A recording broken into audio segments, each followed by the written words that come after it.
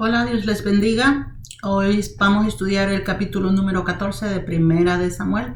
Así es que bienvenido, gracias por estar aquí. Ahora vamos a ver cómo la fe de Jonatán lleva a que Dios les dé una gran victoria. Y también vamos a ver cómo el corazón orgulloso y corrompido de Saúl lleva a que el pueblo peque también.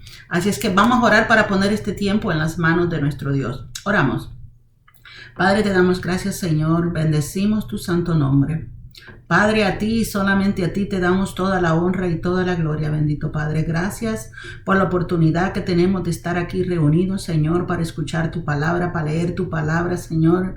Llénanos de sabiduría, Padre, llénanos de entendimiento en esta hora, bendito amado. Te lo pedimos, Señor, en el nombre poderoso de Jesús. Amén y amén. Como les decía, vamos a estar estudiando el capítulo número 14 y voy a leer los primeros versículos y después le hago un recuento del capítulo número 13. Y dice así: aconteció un día que Jonatán, hijo de Saúl, dijo a su criado que le traía las armas: ven y pasemos a la guarnición de los filisteos, que está de aquel lado, y no lo hizo saber a su padre. Ok, aquí vemos a Jonatán que está a punto de pasar a la guarnición de los filisteos. ¿Dónde están los filisteos? En el último capítulo vimos cómo Jonatán con 1000 hombres fueron y atacaron a los filisteos, por lo cual Saúl hizo proclamar diciendo que Saúl había atacado a los filisteos y que se había hecho abominable al pueblo de los filisteos. Pero entonces se prepararon los filisteos y vinieron contra ellos.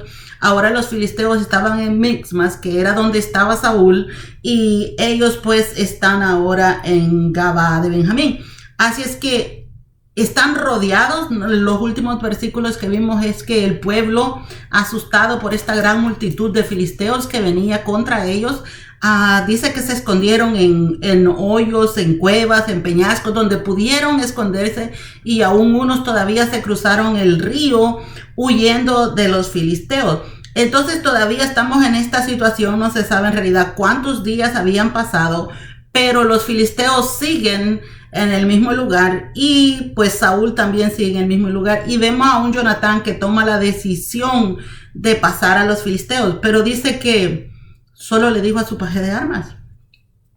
Le dice: ven, pasemos a la guarnición de los filisteos que está a aquel lado. Y dice que no lo hizo saber a su padre. ¿Por qué no lo haría saber a su padre? La gente que estaba con Saúl, estaban atemorizados, estaban miedosos, porque ellos estaban viendo la gran multitud del ejército de los filisteos.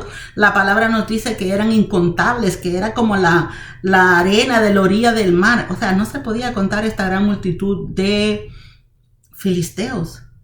Pero Jonatán está poniendo su fe en el Dios, en el Todopoderoso. Mire, fíjense que ellos todavía no tenían la palabra de Dios, pero ya Jonatán la está poniendo en práctica. En Mateo 18:20 dice: porque donde están 2 o 3 congregados en mi nombre, ahí estoy yo en medio de ellos. Eso es lo que dice Mateo 18:20, pero ellos no tienen esa palabra. Pero Jonatán confía en esa palabra. Es un muchacho valeroso, un muchacho que confía en Dios, y él pues le dice a su paje de armas. Mire qué tremendo también.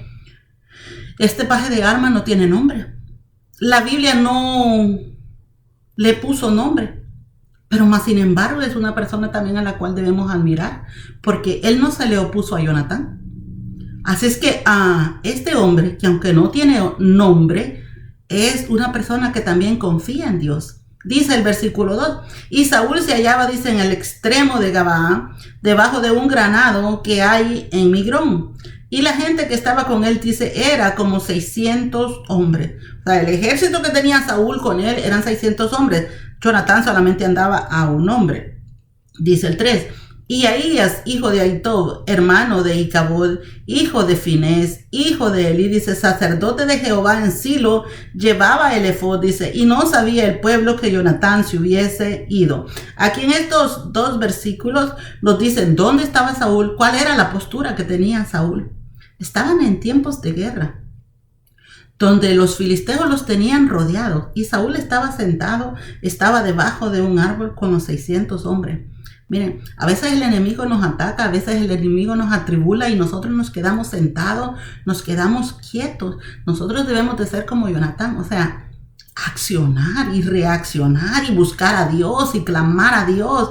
Y así es como Dios va a resolver la situación, es como Dios va a reaccionar a favor de nosotros. Pero si nos quedamos sentados, solo nos quedamos lamentando, solo nos quedamos pensando, oh, qué tan grande es el problema que tenemos, qué tan grande es la situación que tenemos, el enemigo va a seguir apoderándose de nosotros, aún mentalmente y físicamente, porque ya los tenía cerquita estos filisteos al pueblo de Israel. Y dice que Saúl está ahí quieto con sus 600 hombres, cuando ya los filisteos los tenían bien cerca. Y además nos describe con quién estaba, con Ahías, dice, hijo de Ahitob, hermano de Icabod. O sea, venía de la descendencia de Icabod, de los hijos de Elí, a los cuales el Señor les dijo que les iba a quitar el sacerdocio de ellos porque los hijos Ofni y Finés estaban haciendo lo incorrecto ante los ojos de Dios. Así es que Icabod significa la gloria de Dios nos ha abandonado, la gloria de Dios se ha ido. Imagínense, esa era el grupo de gente con los que estaba reunido Saúl. Así es que dice que allí estaban y ni siquiera se habían dado cuenta que Jonatán no estaba. Y Jonatán no era cualquier hombre, era el hijo del rey. Pero no se habían dado cuenta. Miren que Jonatán era astuto, hasta se escabullía para ir a hacer la obra de Dios. Y el papá no estaba tomando la dirección para hacerlo, para dirigirlos como el líder que era. Jonatán era el que estaba tomando el liderazgo.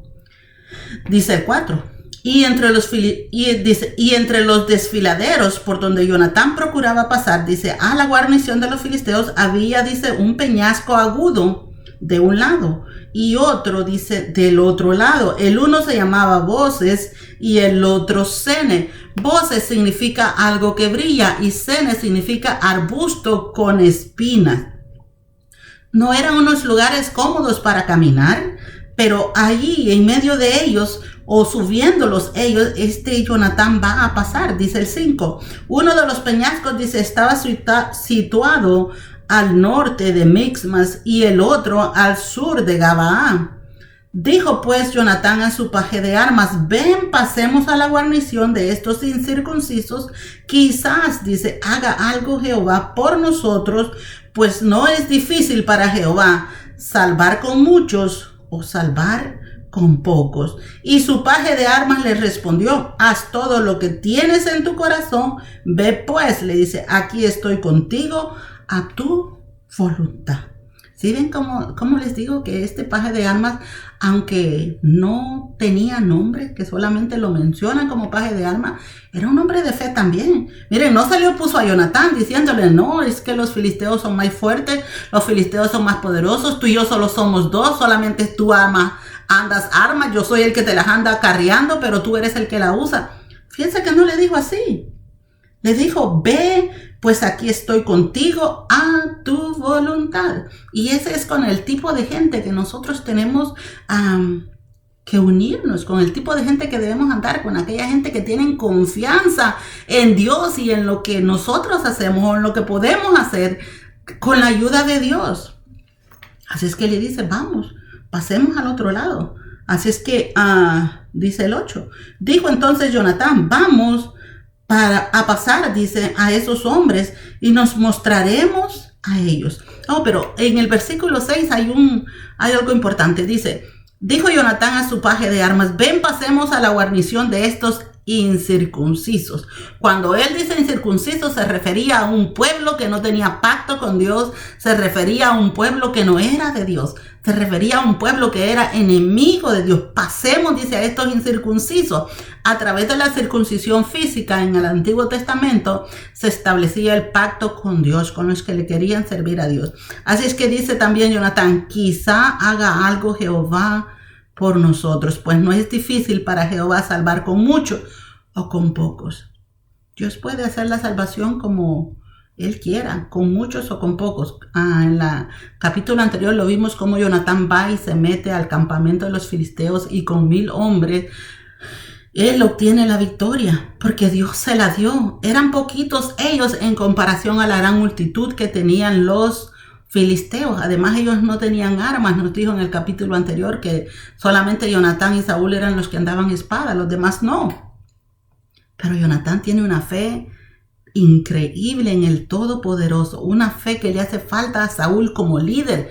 Como líder, Saúl tenía que tener esa fe en Dios, pues ya Dios le había demostrado cómo él era de poderoso, le había demostrado a través de las profecías que Samuel le dio cómo Dios lo iba a respaldar. Pero es Jonatán el que está tomando las riendas. Muchas veces, si nosotros como padres no somos buenos líderes, si nosotros como padres no hacemos lo correcto, nuestros hijos, Dios va a levantar a nuestros hijos para que ellos hagan lo que es correcto, como a Dios le gusta. Así es que dice el 18, dijo entonces Jonatán, vamos a pasar a esos hombres y nos mostraremos a ellos. Miren la estrategia que está buscando Jonatán. Pasemos, dice, delante de ellos y nos mostramos. ¡Hey! Aquí estamos. Esa es la estrategia que está buscando Jonatán. Y dice el 9. Y si nos dijeren así, esperad hasta que lleguemos a vosotros, entonces, dice, nos estaremos en nuestro lugar y no subiremos a ellos. Mas si nos dijeren así, subid a nosotros, entonces subiremos, porque Jehová los ha entregado, dice, en nuestra mano. Y esto, dice, nos será por señal. En el versículo 3 nos dijeron que los sacerdotes, el que andaba el efod, el que andaba para consultar a Dios, estaba allá con Saúl. O sea que Jonatán no tenía ese medio para consultar a Dios. Pero Jonatán se inventa un nuevo medio. Crea un nuevo medio para poder consultar a Dios, para ver si Dios estaba respaldándolos o no. Y le dice, esperemos, o sea, vamos, mostrémonos a ellos. Y que una vez que estos filisteos nos vean, según sea la respuesta de estos filisteos, así es la respuesta que Dios nos quiere dar. Así es que dice que si estos filisteos le decían, esperad hasta que lleguemos a vosotros, o sea, los veían allá cruzando las peñascas. Y si los filisteos les decían, espérenos ahí que vamos donde ustedes, entonces dicen ellos, no subiremos, aquí nos vamos a quedar. Pero dicen el 10, mas si nos dijeren así, subid a nosotros, como les digo, tenían que subir estos peñascos. Uno era lleno de espinas y otro era desde algo que brilla, o sea que tal vez le pegaba el sol y eso lo hacía que la luz enluzara a la gente. No sé exactamente cómo haya sido, pero esa era la definición de uno de los peñascos, uno algo que brilla y el otro arbusto con espinas. Casi siempre se ponían los nombres a las cosas por las características, por lo que reflejaba, ¿no? A lo mejor a uno le pegaba el sol y por eso brillaba y el otro pues estaba lleno de espinas. No eran unos lugares fáciles para escalarlo, pero Jonatán y su paje de armas tienen esta estrategia. Y en el versículo 10 decía, si ellos nos dicen subid a nosotros, entonces dice Jonatán, subiremos, porque Jehová nos los ha entregado, dice, en nuestra mano, y esto nos será por señal. Esa era la señal que Jonatán estaba buscando, dependiendo de la respuesta que estos filisteos le dieran. Miren, nosotros podemos encontrar respuestas de Dios de cualquier... Dios no se enoja porque nosotros le preguntemos. Dios no se enoja porque nosotros querramos confirmaciones de las cosas. Pero muchas veces decimos, no, ¿y Dios qué me va a contestar a mí? ¿O por qué me tiene que contestar a mí? Y en realidad no tiene obligación de contestarnos. Pero como la voluntad de Dios, si es bueno lo que estamos haciendo, si es para darle la honra y la gloria a Él nos va a responder. Dice en el 11, se mostraron pues, dice, ambos a la guarnición de los filisteos, y los filisteos dijeron, he aquí los hebreos que salen de las cavernas donde se habían escondido. En el capítulo 13, como les decía, habían quedado en que cuando vieron al ejército de los filisteos, todos los israelitas que se habían juntado ahí con Saúl, dice que salieron corriendo, que se escondieron, de los cuales solamente le quedaron 600 hombres a Saúl, y los demás se escondieron en cuevas, en cavernas, en fosos y en cualquier lugar que encontraron para esconderse. Así es que ahora que los ven estos filisteos, dicen, ve, aquí vienen estos cobardes, a lo mejor vienen a entregarse a nosotros, porque dice, aquí los hebreos, dice que salen de las cavernas donde se habían escondido. Ven, ya están saliendo y se están entregando. Dice el 12. Y los hombres de la guarnición, dice, respondieron a Jonatán y a su paje de armas y dijeron, subid a nosotros, os haremos saber una cosa. Ahí está la clave que estaba esperando Jonatán, que le dijeran subid, porque si ellos les decían subid a nosotros, dice Jonatán, es que Dios nos los ha entregado. Pero si ellos nos dicen espérenos ahí que nosotros vamos a ustedes, entonces no bajemos porque Dios nos los ha entregado. Así es que dice, subid a nosotros y os haremos saber una cosa. Entonces Jonatán dijo a su paje de armas, sube tras mí, porque Jehová los ha entregado en manos de Israel. Y es tremenda la humildad de Jonatán, fíjense, solamente va él y su paje de armas. Y le dice, sube tras mí, porque en realidad, o sea, Jehová los ha entregado. Pero él no dice, en mis manos, ni en tus manos, no, las ha entregado en manos de Israel. Mire, él se sentía representando a todo Israel. Y aunque nadie más hubiera venido a ayudarle, él le hubiera dado la gloria a todo Israel. Dice, porque Jehová los ha entregado en manos de Israel. No en manos de Jonatán, porque Jonatán no era nadie. En manos de Israel, del pueblo de Dios. Dice el 13. Y subió Jonatán, dice, trepando con sus manos y sus pies. Como les digo, no era un camino fácil. Muchas veces nosotros queremos hacer la voluntad de Dios. Muchas veces queremos hacer la obra de Dios. Pero cuando es fácil, cuando no hay piedras, cuando no hay nada en qué lastimarnos, cuando no hay espinas. Los peñascos donde este muchacho va subiendo, o sea, no estaban bonitos, estaban feos. Dice que iba con sus manos y con sus pies. No podía subir caminando, tenía que ir como a gatas, gateando. Dice, y tras él, dice, su paje de armas. Y a los que caían delante de Jonatán, dice, su paje de armas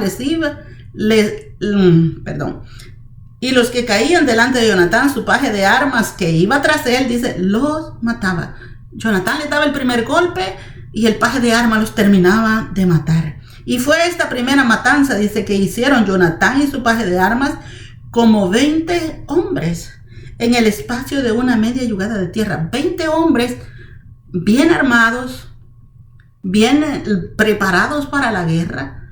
Estos dos muchachos matan 20 hombres en un lugar difícil, en una situación difícil, en un terreno no bueno para los dos que iban llegando. Ya los otros que estaban ahí pues ya estaban descansados, estaban ya bien organizados ahí, pero estos van dos. Pero miren, el Dios Todopoderoso les da la fuerza, les da la habilidad y les da la sabiduría para poder hacerlo. Así que dice que mataron como 20 hombres en esta primera matanza. Y miren lo que dice el 15. Y hubo pánico, dice, en el campamento, por el campo, entre toda la gente de la guarnición. Y los que habían ido a merodear, dice, también ellos tuvieron pánico y la tierra tembló y hubo pues gran consternación.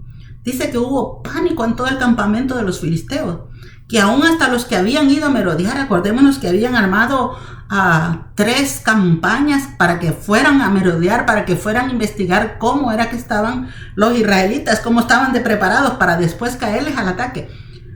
Miren, si Jonatán no se hubiera levantado y irlos a atacar el primero, este pueblo hubiera atacado a todos los israelitas. Acordémonos que ya solo estaba Saúl con 600 hombres y ya los investigadores habían ido a investigar cómo era que estaba la situación. Así que faltaba poco para que le cayeran encima, pero Dios pone este espíritu en Jonatán de confianza, de fe, para que vaya tras ellos mejor, para que vaya y los ataque, que vaya a la ofensiva, en lugar de que se quede esperando a que los ataquen. Así es que dice que hubo gran pánico en el campamento y en toda la guarnición que tenían los filisteos, con 2 hombres. Pero también dice que la tierra tembló y hubo pues gran consternación. Y Jonatán no podía hacer temblar la tierra, ni el paje de armas tampoco. Era Dios Todopoderoso respaldándolos. Miren, Dios utiliza la tierra, Dios utiliza la naturaleza para pelear en favor de nosotros, para pelear al lado de nosotros. Dice que la tierra tembló y hubo pues, dice, gran consternación. Los filisteos estaban como locos, estaban atormentados, afligidos, preocupados. Que hasta los que habían andado merodeando, hasta los que habían ido a investigar que los israelitas lo que era que estaban escondidos, que lo que eran unos cobardes, hasta esos tenían miedo ahora. Dice el 16.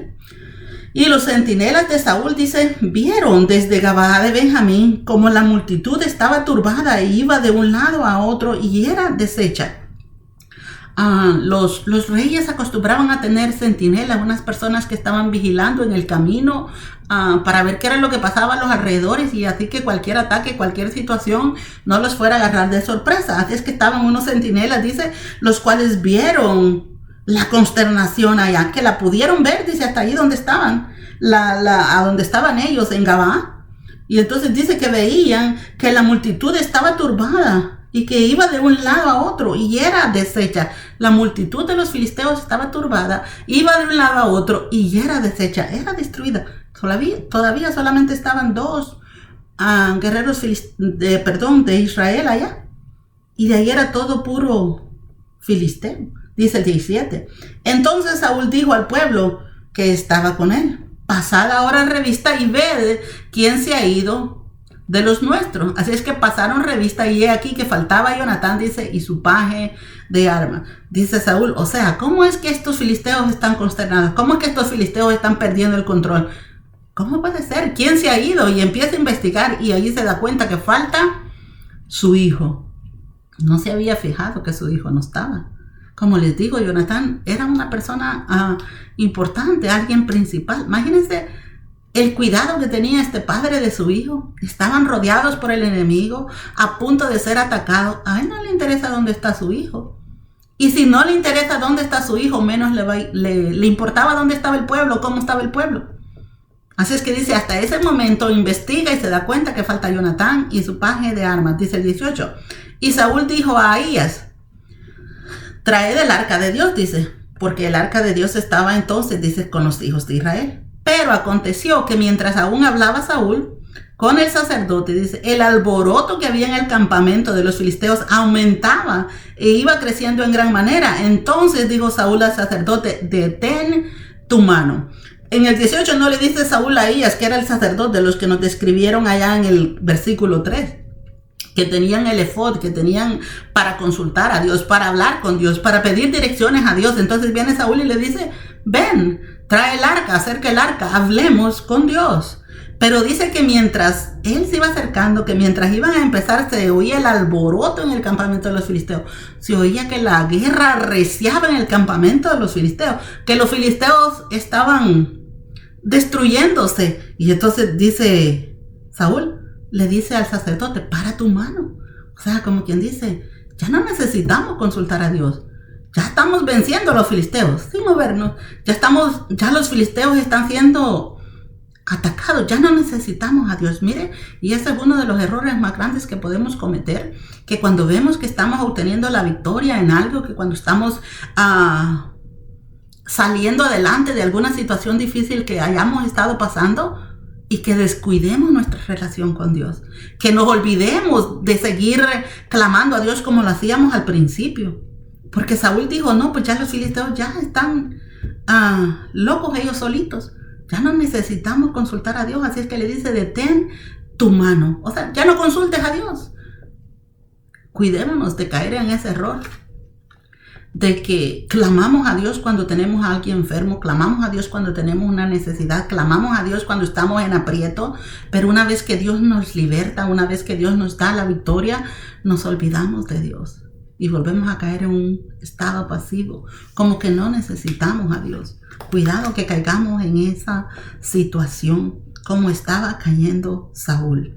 Dice el 20. Y juntando Saúl, dice, a todo el pueblo que con él estaba, dice, llegaron hasta el lugar de la batalla. Y he aquí, dice, que la espada de cada uno estaba vuelta tras su compañero y había gran confusión. Llega Saúl con sus 600 hombres hasta donde estaba la batalla.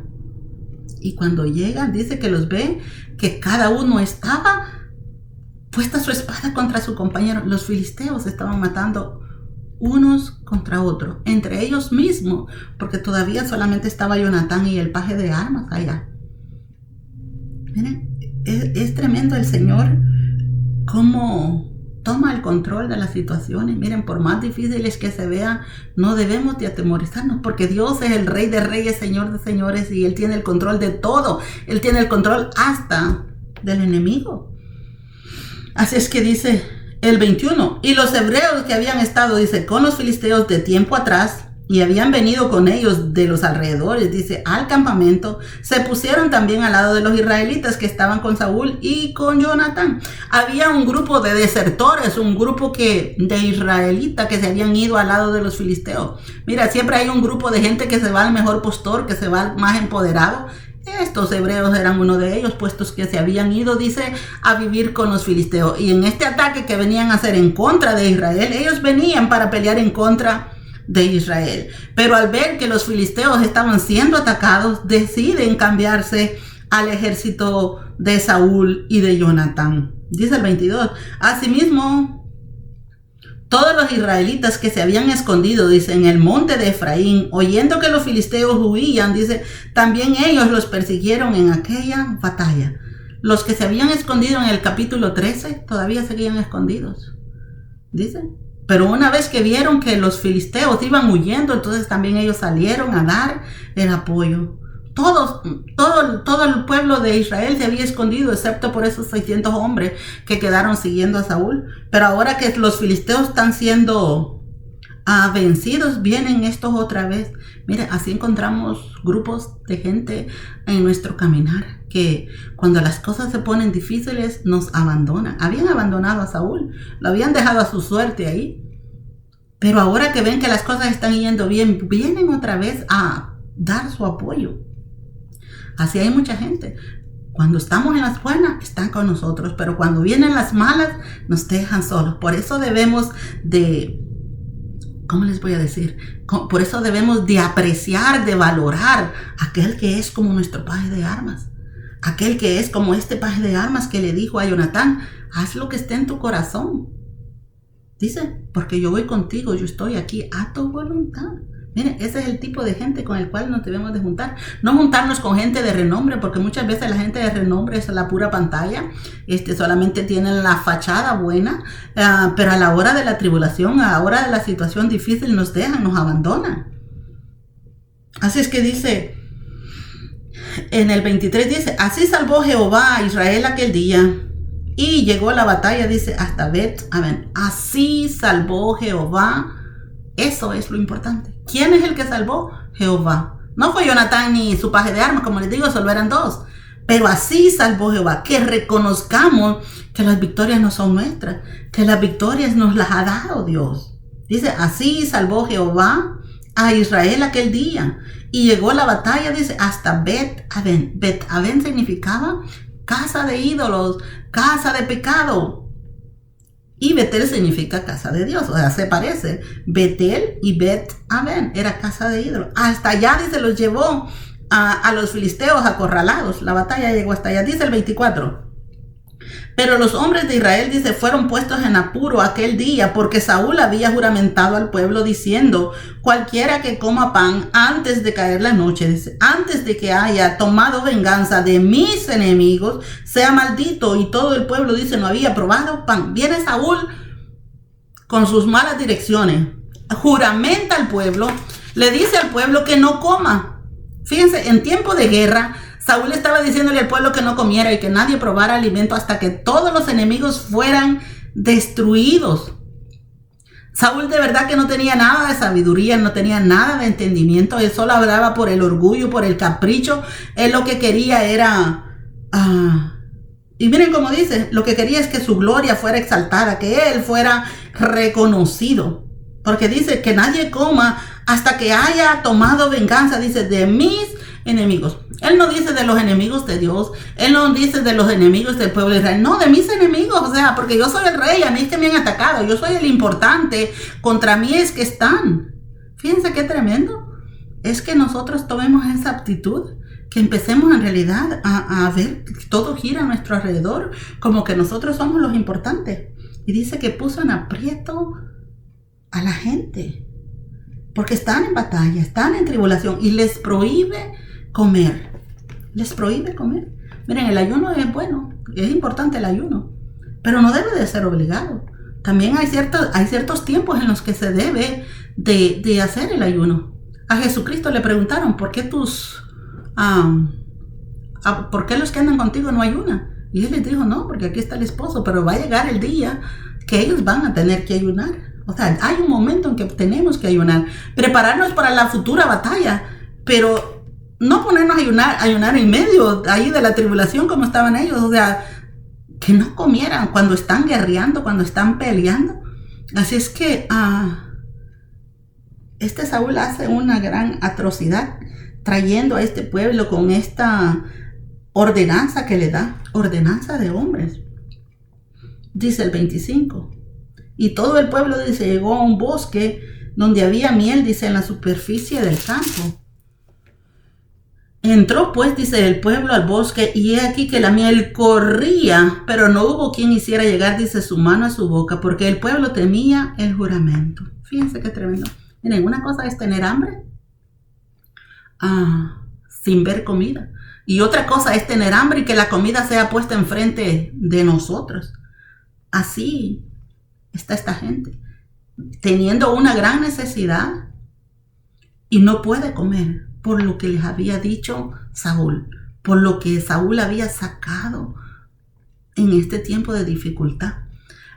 Lucas 6:45 dice, el hombre bueno del buen tesoro de su corazón saca lo bueno, y el hombre malo, dice, de lo malo de su corazón saca lo malo, porque de la abundancia del corazón habla la boca. Eso era lo que era Saúl. De la abundancia de su corazón ponía penitencias que ni siquiera él podía soportar. Dice el 27. Pero Jonatán dice que no había oído cuando su padre había juramentado al pueblo. Dice, alargó la punta de una vara que traía en su mano y la mojó en un panal, dice, de miel, y llevó su mano a la boca y fueron aclarados sus ojos.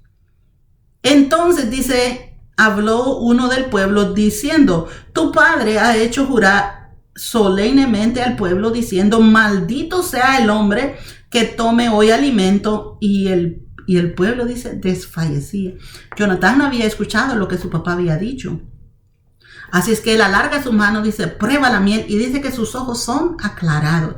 Miren, cuando la gente está cansada, cuando la gente está ya, como dice, desfalleciendo, la miel era un energizante, era algo que les devolvía la fuerza. Y dice que con solo que probó un poquito, que alargó la vara, dice que sus ojos fueron aclarados, como que su fuerza le volvió a sus ojos del cansancio, pero también sus ojos fueron aclarados. La miel le aclaró los ojos. Fíjense que la miel tiene una cualidad que no tiene fecha de vencimiento. La miel nunca vence, no importa que sea de 2000 años, usted puede comerse la miel sin temor, porque la miel no tiene vencimiento. Y le aclaró los ojos. La palabra de Dios también tiene miles y miles de años y no tiene vencimiento. Sigue siendo viva, sigue siendo eficaz, sigue siendo verdadera, sigue siendo real. Y también nos abre los ojos, nos abre el entendimiento a los que comemos de ella, a los que vivimos alimentándonos de ella, nos abre el entendimiento. Tiene su similitud con la miel, fíjense. Y entonces dice que les hizo juramentar a este pueblo. Dice el 28, entonces habló uno del pueblo, le cuentan a Jonatán, tu papá dijo esto, y aunque están los pocos de miel, no podemos comer. Y el pueblo desfallecía. Dice el 29, respondió Jonatán, mi padre ha turbado el país, dice, ved ahora cómo han sido aclarados mis ojos por haber gustado un poco de esta miel. Y ahí podemos ver el liderazgo de Saúl. Dice Jonatán, mi padre ha turbado al país con lo que había hecho, con esta regla que había puesto pensando en él, hasta que se vengaran, dice, de mis enemigos, había turbado al país. Dice, miren cómo yo he recobrado mis fuerzas, cómo yo he recobrado mis energías por haber gustado de un poquito de miel. Dice el 30. Cuanto más, dice, si el pueblo hubiera comido libremente hoy del botín tomado de sus enemigos, ¿no se habría hecho ahora mayor estrago entre los filisteos? Si mi papá no hubiera puesto esa regla, se hubiera hecho mayor estrago entre los enemigos. Les hubiéramos ganado más la batalla. Miren, y así pasa en el mundo cristiano, en el mundo de Dios, ahora que estamos ahora en estos tiempos. Miren, las reglas de los hombres detienen a mucha gente de venir a los pies de Cristo, porque antes de que vengan a los pies de Cristo, el hombre quiere que ya vengan arreglados, que ya vengan curados, que ya vengan sanados. Reglas de hombre, no, Dios quiere que vengamos así como estamos, quebrantados, pero ni quebrados, perdidos, que Él nos va a sanar, que Él nos va a curar. Pero reglas que han puesto los hombres. La gente tiene temor de venir a la casa de Dios, porque lo primero que hacen todos es empezar, que todos se le quedan viendo, a criticarlo, cómo viene vestido, cómo habla, cómo es. Reglas de hombre que apartan a que podamos hacer una destrucción más grande al mundo del enemigo, que le podamos quitar las almas al enemigo. Así dice Jonatán, cuanto más si el pueblo, dice, hubiera comido libremente hoy del botín tomado de sus enemigos, dice, no se habría hecho ahora mayor estrago entre los filisteos. Pero mi padre los turbó con sus reglas, dice el 31. E hirieron aquel día a los filisteos desde Mixma hasta Ajalón. Pero el pueblo, dice, estaba muy cansado. O sea, iban en la batalla, estaban haciendo todo lo que podían, pero estaban cansados, no habían comido. Dice el 32, y se lanzó el pueblo, dice, sobre el botín, y tomaron ovejas y vacas y becerros, dice, y los degollaron en el suelo. Y el pueblo, dice, los comió con sangre. No esperaron a que la sangre escurriera, porque la necesidad era extrema, y empezaron a comer con sangre, y eso era abominación delante de los ojos de Dios, que la gente consumiera la sangre, porque la sangre, dice, de ahí mana la vida. Dios había prohibido que comieran la sangre, dice el 33. Y le dieron aviso a Saúl diciendo, el pueblo peca contra Jehová, comiendo la carne con la sangre. Y él dijo, vosotros habéis prevaricado, rodadme acá una piedra grande. Le dicen, el pueblo está pecando contra Dios.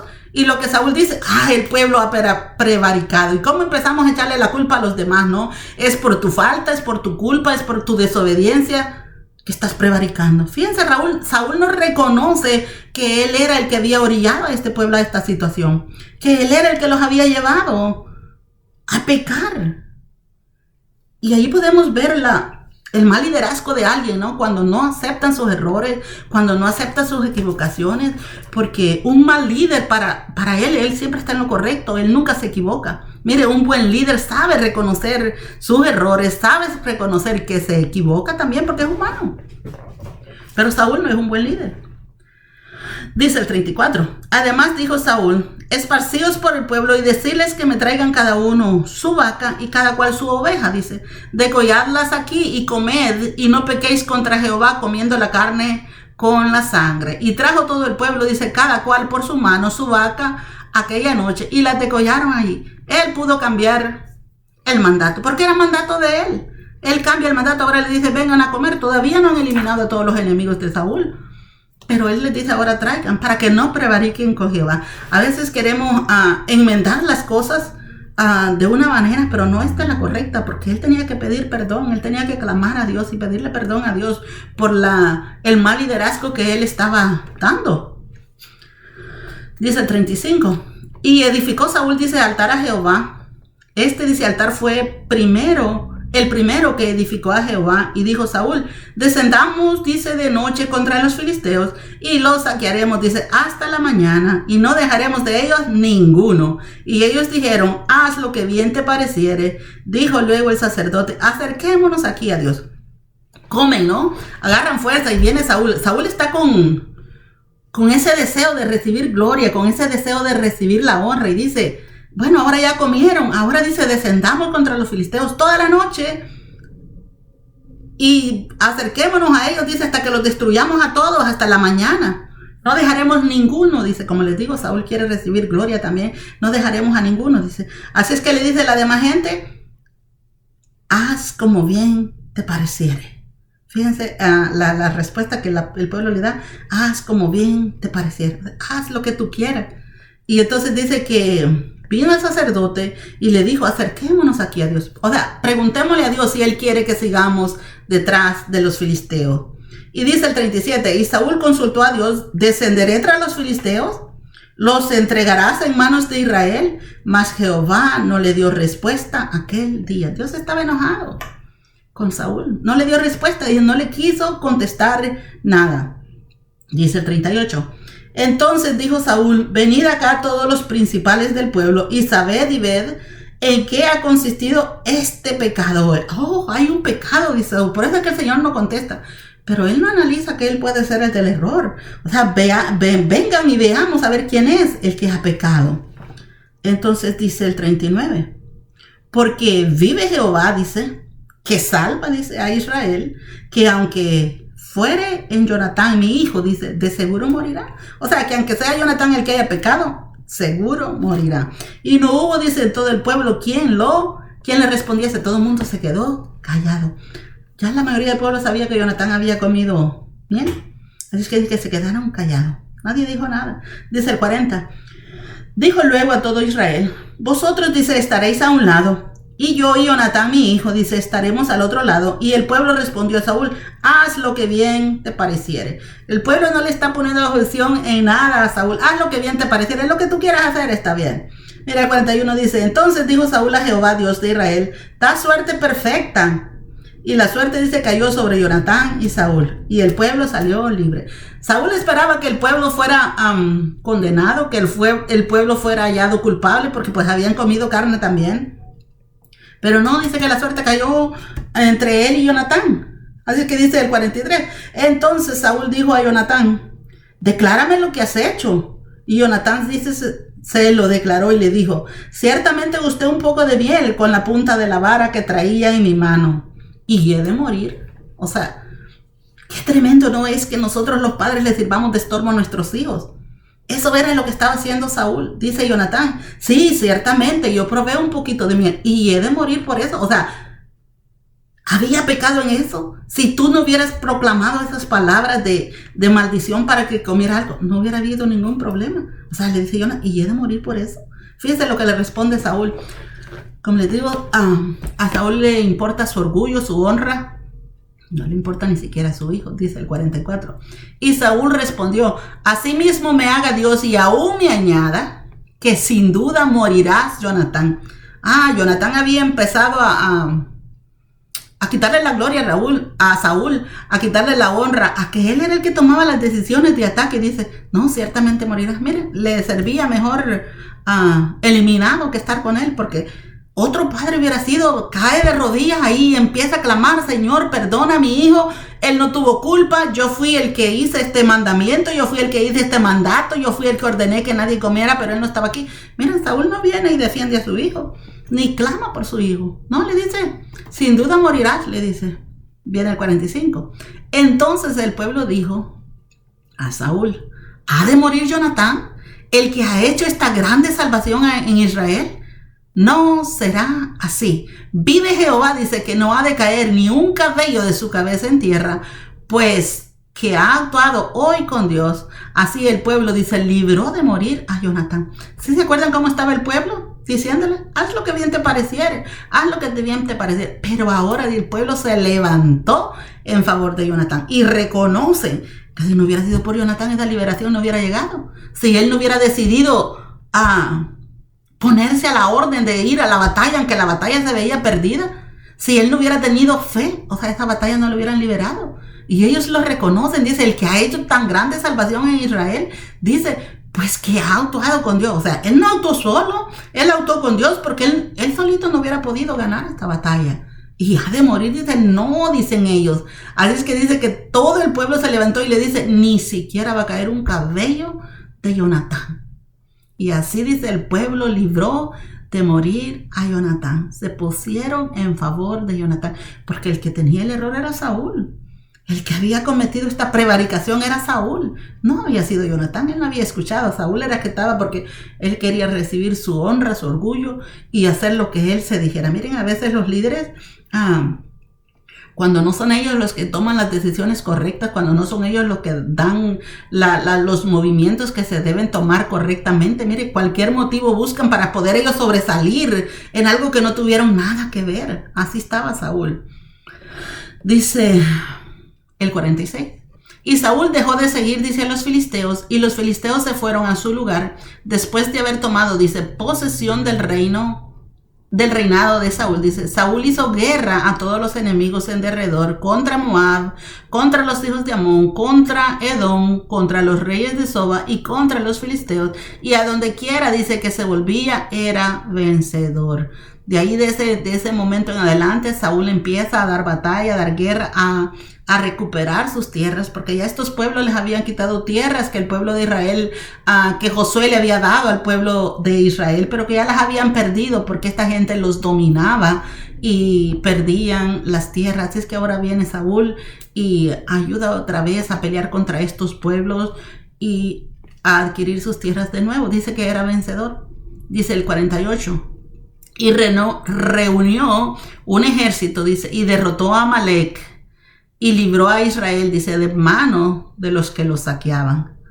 Amalek era un pueblo de saqueadores, era un pueblo de gente bien cruel. Y aquí dice que los derrotó. Dice el 49. Y los hijos de Saúl, dice, fueron Jonatán, Isui, Malquisúa, y los nombres de sus dos hijas, dice, eran el de la mayor Merab y el de la menor Mical. Esta Mical vino a ser esposa de David. Dice 50. Y el nombre de la mujer de Saúl era Ahinoam, hija de Ahimaaz. Y el nombre del general de sus ejércitos era Abner, hijo de Ner, tío de Saúl. O sea que Abner y Saúl eran primos. Este general del ejército anda con Saúl todo el tiempo, en el tiempo que anda persiguiendo a David. Aun cuando Saúl y sus hijos mueren, todavía queda un hijo más, al cual Abner lo corona como rey sucesor y está ahí con él, pero después se cambia otra vez para un de David. Bueno, dice el 51.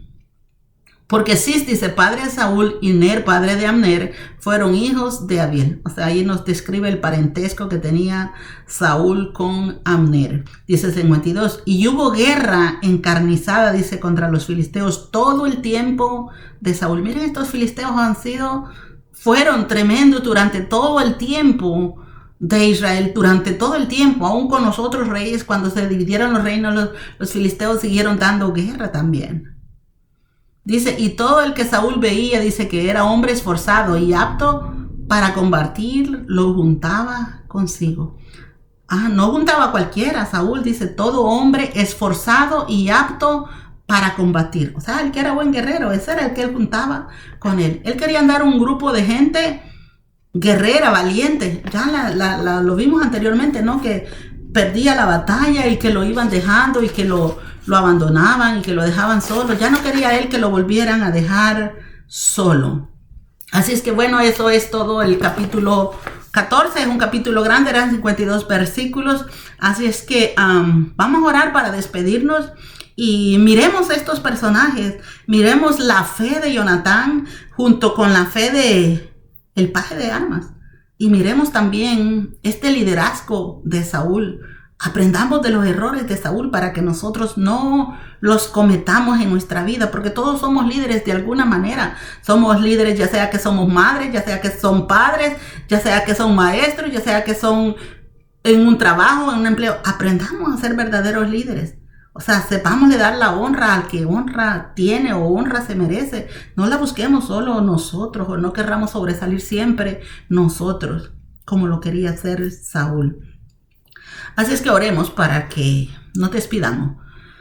Padre, te doy gracias, Señor, por esta palabra que hemos leído hoy, Señor. Gracias por tu amor y tu misericordia, Padre. Gracias, Señor, por tu protección a este pueblo de Israel, Señor. Que aunque estaba acobardado, Padre, tú levantaste a Jonatán para que tomara, Señor, la iniciativa de ir y atacar a este pueblo enemigo, Padre Santo.